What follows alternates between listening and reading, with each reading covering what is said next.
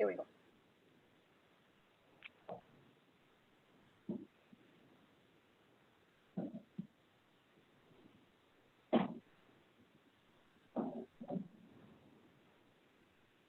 Welcome everyone to our weekly Q&A session with Toronto's Associate Medical Officer of Health, Dr. Vinita Dubey. Thank you for joining us again, Doctor. Hi again. So my name is Dilshad Burman, and I am a writer and reporter with City News and 680 News, and I will be moderating this chat today. Now, we've had questions coming in all week for the doctor. Of course, if you haven't had a chance to submit your question yet, you can do so into this live broadcast, and we will try to get to as many as we can. So, Doctor, shall we get started? Let's go. Okay, wonderful. So this week we've got a real mixed bag of questions, so I'm just going to take them one by one. Let's start with this one from Anne. She asks, is it safe to invite a family member into your home if they have tested negative for COVID-19? Do they need to take precautions before and after testing to ensure the accuracy of the test? She's thinking more about her kids coming home for Christmas. So we don't recommend using testing as a guide to say that you're not infectious or it's safe to be around someone. We saw in the summer many times when people used testing as a license to say, okay, I tested negative, now I can go to this cottage, now I can go to this person's house, now I can have a sleepover. And we saw at times when a negative test didn't necessarily mean that someone was not brewing, wasn't incubating, and could still pass on the virus. So definitely do not recommend using testing in that way. Testing actually is not even available in that way. You're the very limited types of people who actually can receive the test. If you're talking about a student, say, who's away, who's coming home for the holidays, we have to think carefully about how to do that carefully, because we want to make sure that when they're away at university that they're taking precautions, and so that they're not likely to catch it when they come home. And so things like distancing, wearing a mask, even the 2 weeks before they leave the university to make sure that they kind of self-isolate when they're there before they come home are also all kinds of considerations we can think about. Okay, so I suppose people can come home for Christmas, but there has to be all of those layers of precautions taken before and after. I think we should think about it as someone who has recently traveled. Right. And when someone returns from travel, they self-isolate for 14 days. And we're going to have more guidance closer to the day, but that's the type of idea that we should think about when we think about the risks and what kind of precautions we can take.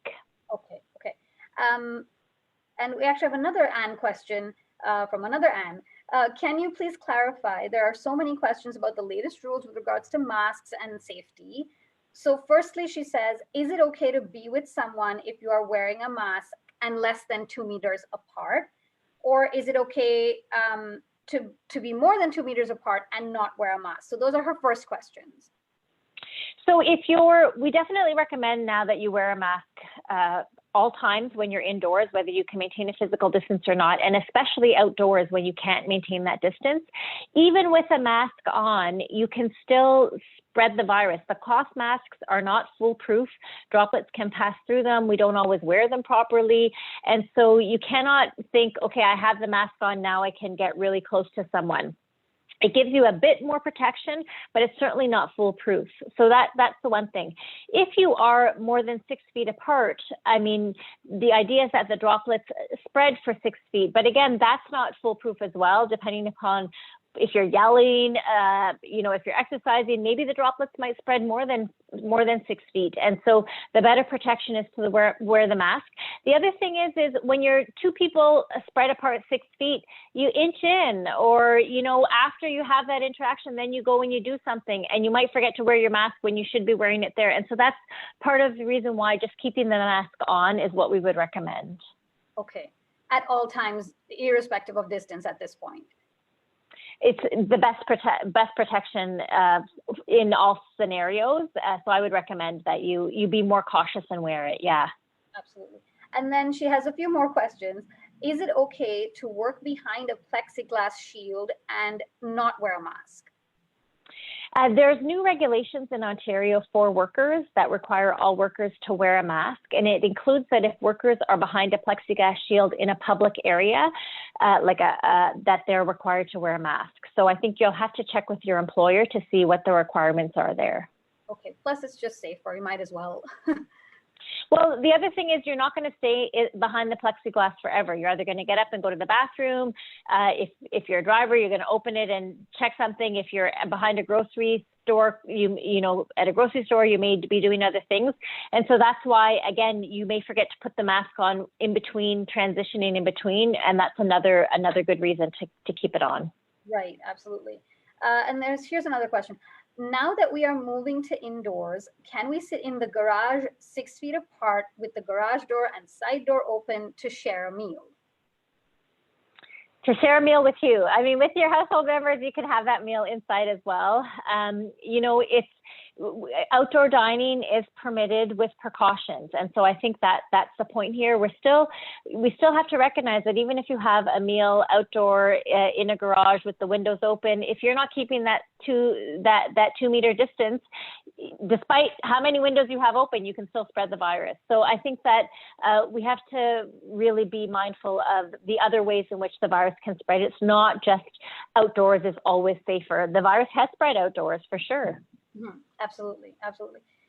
And like you said, it depends on who you're having that meal with. If it's going to be your whole neighborhood or it's going to be other people, then there's a whole lot of ways you can transmit it, right? And among more people. That's right. Yeah, yeah. Okay. Actually, we've got a few coming in live right now, so let's take those. Jenny Gray says, I have had a cough for about 4 weeks, but no other symptoms. Could it possibly just a cough like the good old days? Of course it could just be a cough. I mean, I always, in Emerge, when I see someone with a cough, I always try and figure out what is it? Is it a postnasal drip? Is it some reactive airways? Usually there's some trigger for the cough. So if it's allergies, you treat the allergies. If it's postnasal drip, you treat that. If it's reactive airways, like a bit of an asthma or your lungs are kind of irritated, you can treat that with a puffer. And that usually can treat the cough. I think though, when we're in this stage of COVID, if we're not sure, the cough has changed somehow, or now you have a runny nose with it, some other new symptom, well, that might be an indication for you to get tested. Okay. And then Ruth Castellanos says, can you talk about the long COVID long haul symptoms? There's thousands of us and not getting enough recognition and help. Yeah, I mean, absolutely. I think, this is something that's been identified that we're keeping an eye on. Once you have COVID, these long haulers are people that then can have symptoms that can linger for a long time, and some of them can be quite serious, and that can definitely impact your health. And it's not uncommon to COVID. We've seen this with other infectious diseases, West Nile virus, SARS, other kinds of infections that can impact the body. While you may be cleared of the infection, maybe you're no longer contagious, it can still have long-lasting effects on the body. And this is another good reason why preventing COVID is actually really helpful, because we don't know who may end up with these kind of long hauler symptoms. Absolutely. And like you've said, it's not just about the older population, even the younger population. You might get over it, but then we don't know what those long-term effects are. That's right. And one of the long-term effects we know well, we actually talk about it, is you can actually have a cough that lingers. You know, the other person talked about a cough. You can have a cough that lingers for 6 weeks. That's the case with a lot of viral infections, including COVID. Right. Another one that's coming in live right now then, Chris says, we all know there are higher numbers. However, we're also doing 5 times the amounts of tests, and it seems like the percentage of positive cases are actually lower. Do you not think that in March we would have had those numbers even higher had we been doing, all of those tests? Yes, it's hard to know what exactly the picture was in March because we weren't doing as much testing. We were doing a lot of testing through the summer though. About 30,000 tests a day. We've been keeping an eye on the number of tests we've been doing. In the fall, we've been doing more tests, but the more tests you do, the percent positivity, that's the number who are positive from the test, has gone up, but has not gone up substantially. We were, maybe 1 to 2% at the beginning of September. Now in Toronto, we're at about 3%. So And looking at the rates, if you look at the cases across the city and where they're distributed, I mean, you're still seeing patterns. And so I think it's fair to say that the cases are up. The percent positivity is up. We're seeing more cases spread. What we can say compared to March, though, is that it tends to be younger people. In March, in the spring, we had more older people who were getting sick. And when they got sick, they were getting very sick.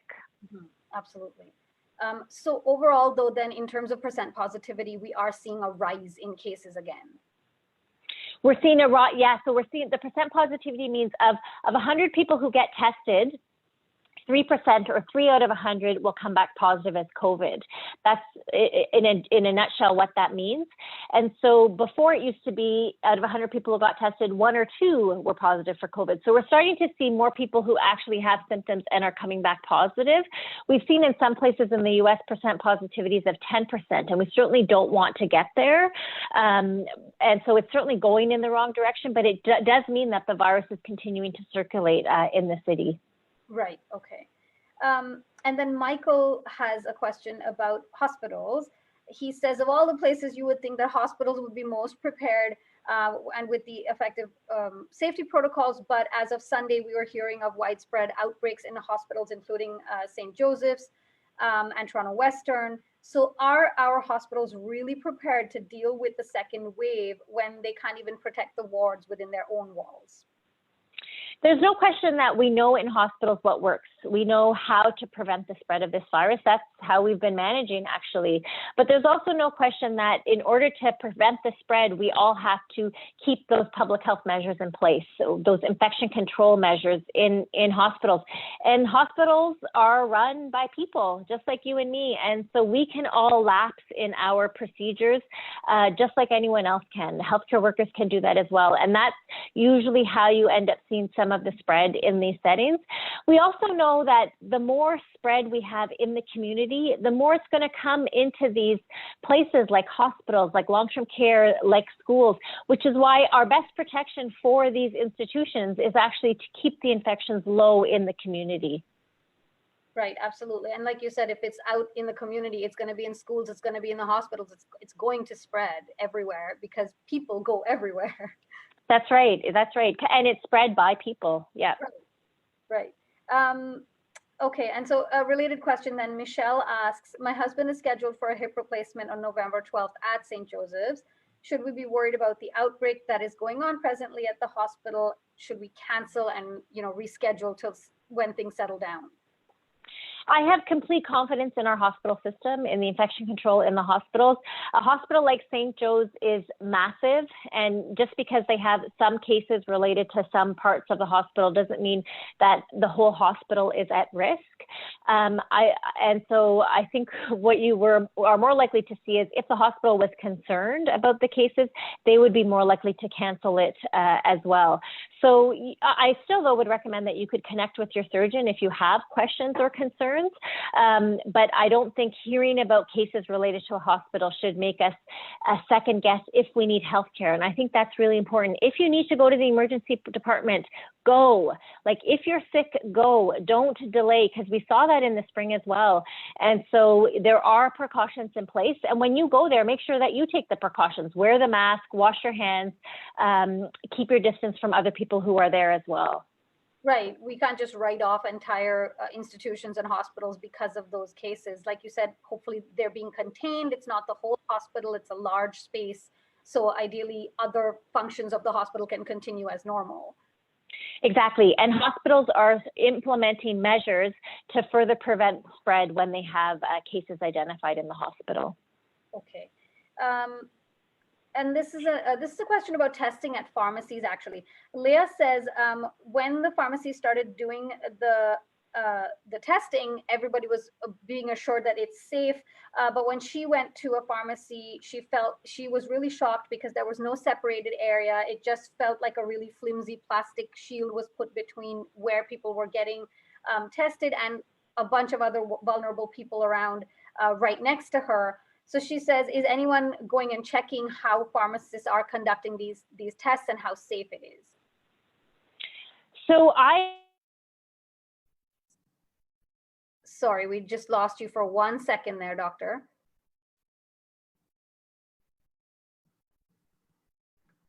Just a couple of technical difficulties. There we go. Okay.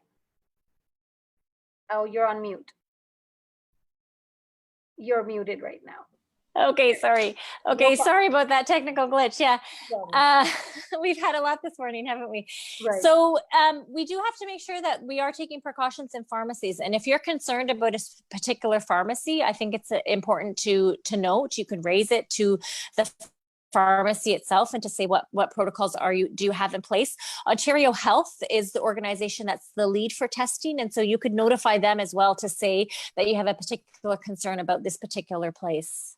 Okay, because they do have to take all of the precautions. And I mean, testing for COVID, again, there's people who potentially have it. So there has to be all of those protocols in place. Yes, it is important to know that if you get tested in a pharmacy, you're not supposed to have symptoms. Like, there are very clear people of who are allowed to be tested in a pharmacy. But yes, the reason why you're getting tested is there could be a possibility that you could be positive. And so there's no question that precautions have to be in place. Absolutely. Some more coming in live right now. So let's take those. Joy Abba asks, after you got a positive test and you have no more symptoms after 14 days, does that mean it's not contagious anymore and the virus has cleared your body? So most people who are otherwise healthy, if they have COVID, it's actually 10 days now. So from the day that your symptoms started, you're contagious for 10 days after your symptoms started. You're contagious actually for 48 hours before your symptoms to 10 days after. And after that, most people are cleared. They're no longer contagious.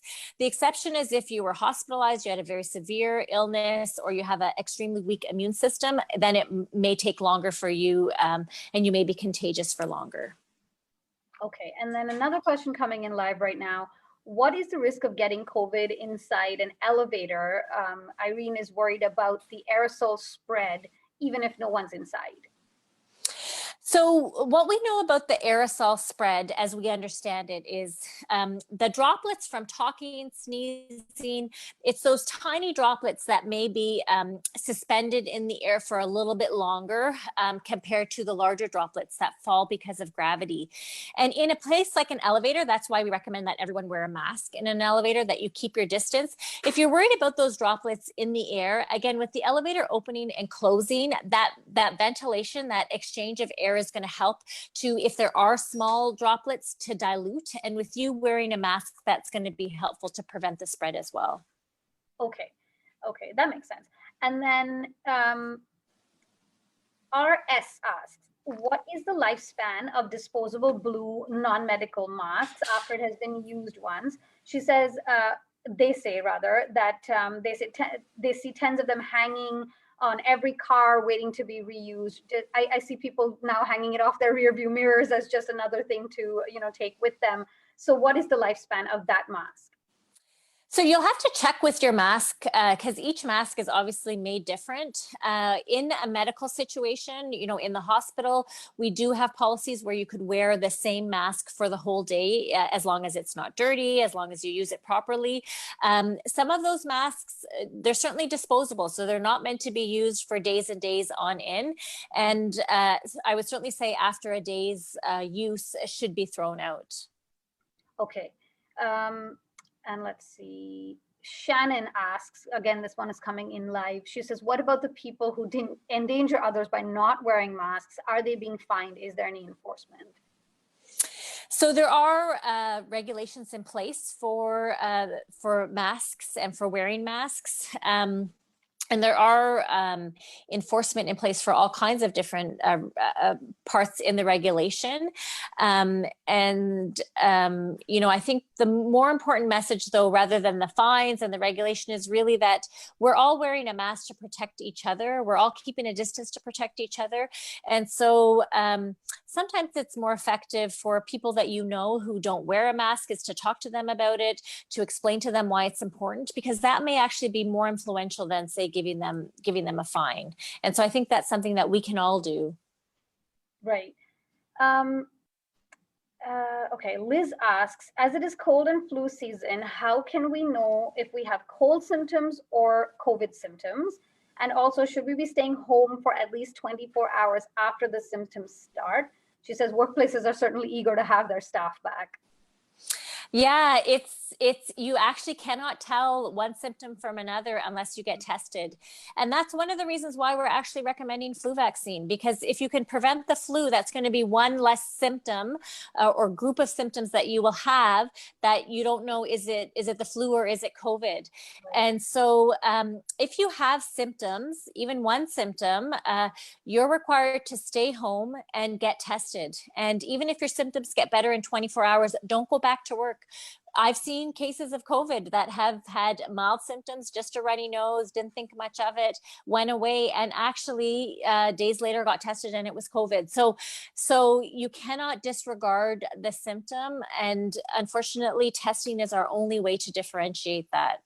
Okay. And so then Priyanka has a sort of related question to the flu vaccine. She says, given that the flu shot has dormant viruses that in some cases can cause the candidate to get a flu, is it a wise decision to get the flu shot? Won't it make people more weak and more vulnerable to COVID? So the flu vaccine that we have available does not have the flu inside of it. It has pieces. It's like an arm or a leg, a protein, an antigen, that kind of thing that's in the vaccine that stimulates your immune response. So the vaccine itself cannot reactivate and give you the flu. It's just not possible. You're not getting the flu from the flu shot. What you're getting is pieces of the building blocks of the virus to stimulate your immune system so that if you were to actually be infected with the flu, you would be able to fight it off. Okay, that makes sense. PD has an interesting question. They say, I have read that for the flu shot to be most effective, you should sleep well, and the lack of sleep somehow reduces its effectiveness. Is this true? And if so, can you explain why? I have not heard of that. I mean, I'm sure that sleep is very important for health. I know that. And I know that it's probably linked to good immunity as well. I think there's no question that sleep plays a very important role in our life. But I haven't seen any studies to say that those who've had a good night's rest after their flu shot get a better immune response compared to those who don't. We do know that the older you are, you may have less of an immune response. Even the younger you are, you may have less of an immune response as well. And so boosting that immune response for whatever would do that is certainly helpful. Okay, and then we have another question about the flu vaccine coming in live right now. Slightly different angle, but maybe we've already answered it. We'll do it anyway. Robin asks, does the flu vaccine make you more susceptible to COVID-19? No. So there's no indication that if you get the flu vaccine, that if you were now exposed to COVID, that you are more likely to get a COVID infection. So that has not been shown or been proven. We know that the flu vaccine itself has about a 50% effectiveness against the flu.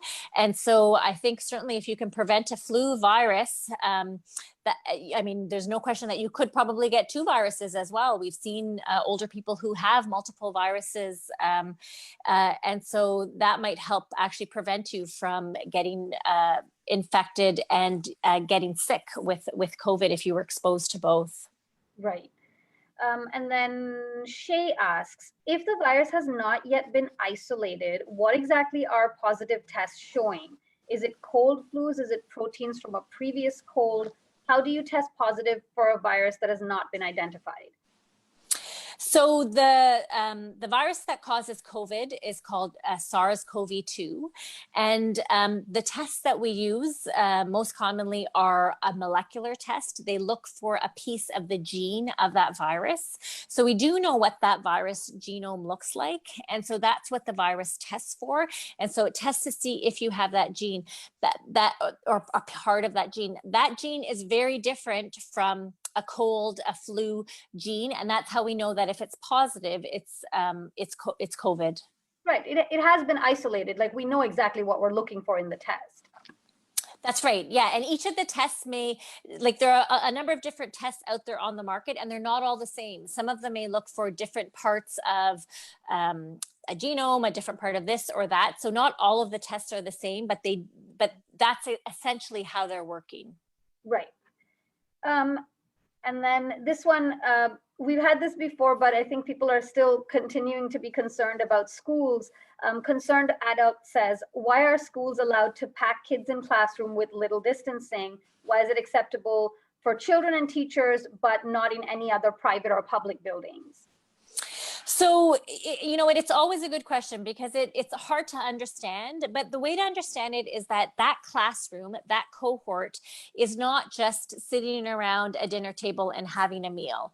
They're in class following public health precautions. The teacher is wearing a mask and a face shield. They're keeping their physical distance. They've been screened. All of the students have been screened before they enter.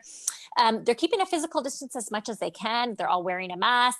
And so it's those precautions, those public health measures that they're taking in the classroom that makes the risks lower. It's not without risk. And that's why if someone in the classroom has COVID, the whole cohort does go home to isolate.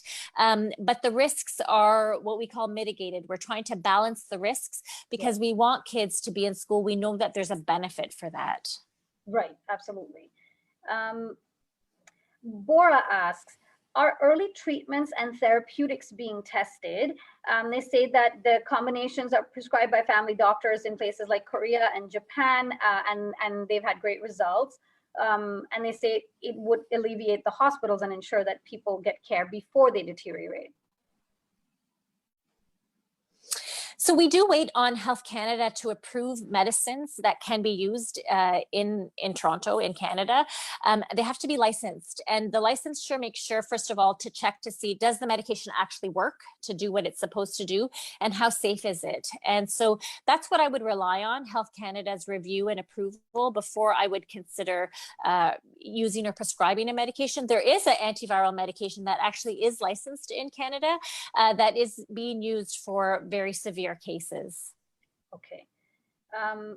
And then this one comes in from Anonymous. Are there any city-funded mental health resources for those who have depression or anxiety related to COVID? There are definitely a number of mental health resources available. And if you're not, like, if you don't have a healthcare provider to go to, you could call our Toronto Public Health number to get information. You could also call 211 to get some information as well, because there are a number of resources that are available. So you should never feel like you have to suffer silently at home alone. There are also helplines that you can call. Telehealth is another good one. So there are definitely a number of places that you can call to find what resources would be best for you.